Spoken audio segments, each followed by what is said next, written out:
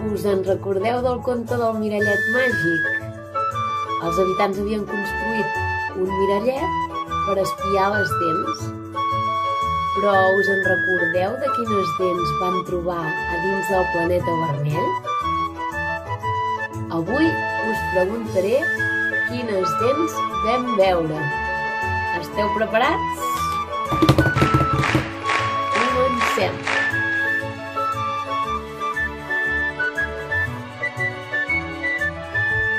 Com es deien les dents grosses que estaven al darrere i que servien per triturar? Tic-tac, tic-tac, tic-tac. Els queixals.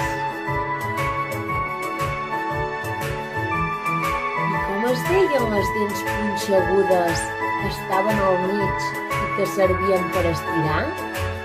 Tic-tac, tic-tac, tic-tac, tic-tac, tic-tac, tic-tac, tic-tac. Els ullals. I l'última pregunta. Com es deien les dents més finetes que estaven a davant i servien per tallar?